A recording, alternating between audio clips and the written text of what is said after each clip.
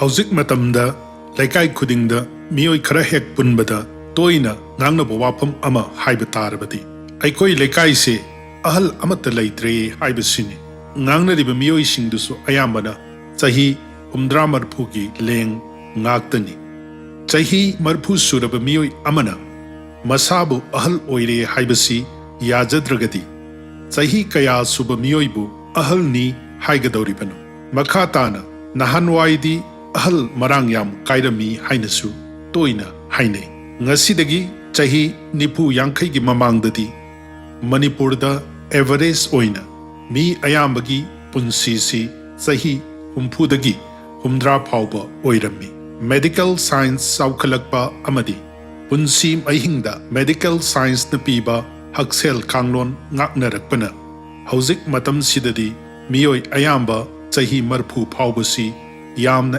active oina hingnari ngasi chahi yamba mioi masing yamna leina miyamna hauzik matamda leitre hainaribasi karamba makalgi ahalbunu natraga kanabu ahal kaugani haiba wahang ama thorakli miyamna ngangnarakliba wafamsi karigumba ama leibadagini ngasidagi chahi 30 chatkatlaga yengbada laikai amada miyamgi oiba thabak thoram ama pangthokpada laikai miyamgani hairabadi masa masagi achinba kaya tungoinaraga saruk yaba bimasing yamlammi kanagumba amagi thaudok ama thokpadasu laikai mayam changduna angamba mateng pangbiduna mapung phahallammi khudam oina mandok ama khanba thaudok amagi sillangba amadi ana ayek yarokpa matamda phauba kairoi laikaina angamba mateng pangnarami asigumba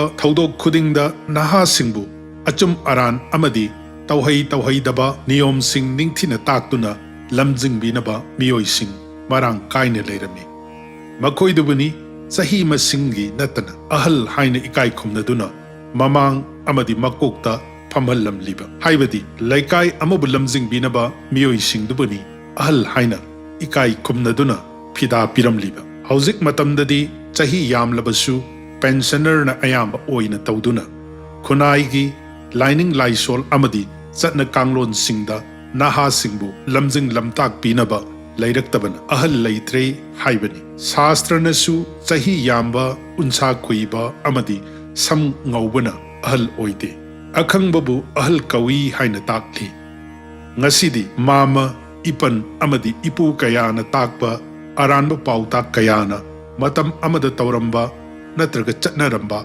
asengba kanglon kaya mathak makha onthorakli bedagi asengba niyom sing taktunasu lauraktraba matam sida asoiba khudingmakki dai tadi brahman singda tari aduga amukshu brahman singsu khangdabana ayamba oina taurakli semdokningai nainaningai kaya leidi hauzik matamda angang pokpa tarukni suba numitta pangthokliba Shashthi Puja gi maramda karadang tamjari Shashthi Devi Puja prados ki matamda taugani haina tak ahing haibadi numit hek tabadagi numit thokpa phawbagi matambu saruk mari thokna khaidokpagi ahanba saruk adubu prados kawi khudam oina ahing gi matam pung taragani thoi oibada ahanba pung ahum gi matambu prados kawi karigumba numitna pung tarukta tarabadi numidangi pung mapan phawbagi matambu prados ki matam kawi hairiba matam si amam angan sinaba oiduna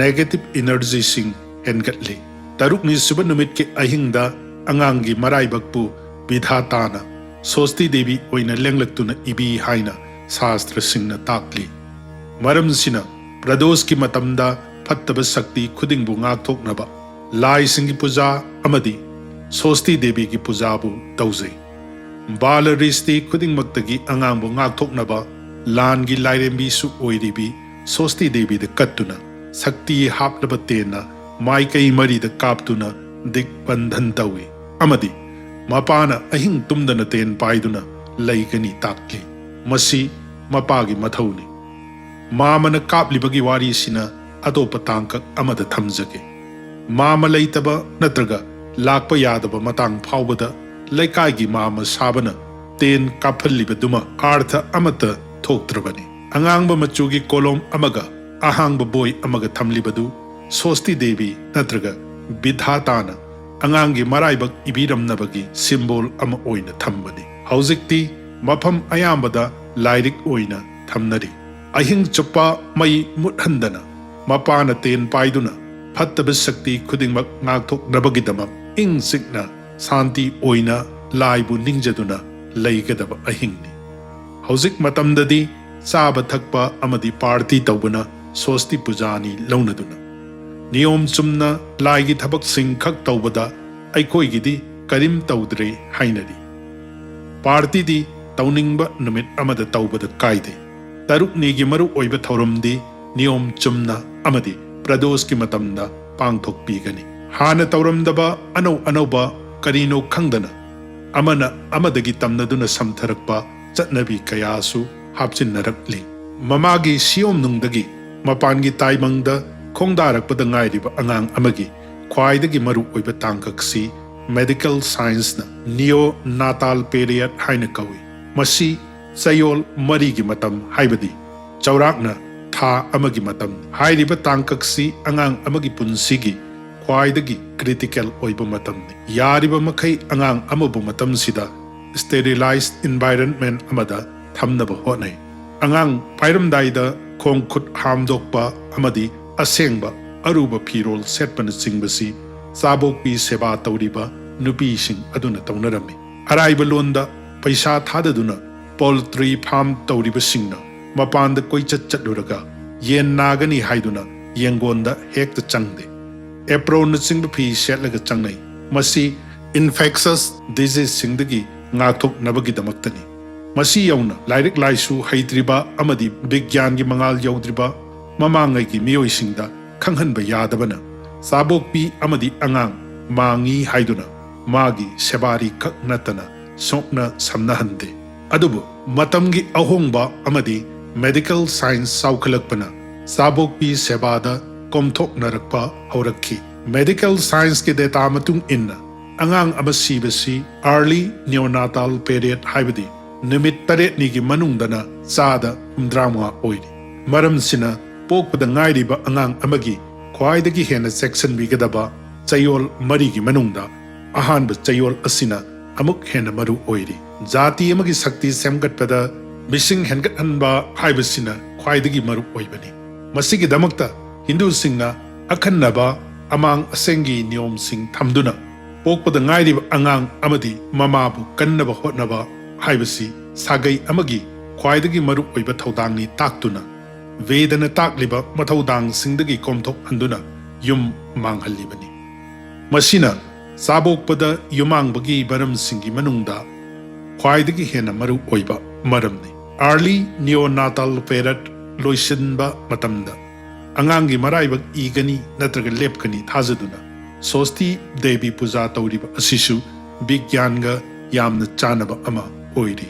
Angang amana numit humnidagi mangani phawbada magi liver gi bilirubin stabilize tawba ngamdabana hangam palmachu kagalli.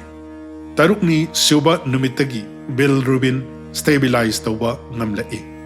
Mamagi garbhada hinglambadagi mapan thoraktuna magi machinjak hongbagi transition matamsida masagi mahi hanthaduna arumba hanthari. Tarukni suba numitagi amuk hanna masagi arumba hangatpa ngamlai. Mamadagi laurakpa amadi akoibadagi laurakpa ana ayek singna shor phulhanba amadi laihona singba lakpa kaya numit tarukni phawba laihandrabadi madu makha taba magi punsigi achauba green signal amani. Numit tarukni da colostrum dagi sangom oiraba mamagi sangom tumduna magi nungda apaba bacteria singi colony semkatuna magi punsigi immune ama sagatpa matam amasu oiri. Vigyanik oiraba taruknigi thauramsi chap chana numit taraba matungda pangthokadabani. Adubu thabak pharibani haidana ahal laman khara pungsing haidana nganta lakpiyu hairubana nungthil pung ani tabada laklagani. Thabak phaba arangpham singna pung ahum tabada sem saba loisilaga aiga kauro nganta loisilasi hairani. Mobile matamnina phone pangtawda tawsillani sini. Masigi mathakta Kithum puba kharana machano pa poknabani haina ayuk Shashthi sonjillu haijinduna ayuk tasu kanna sonarakli.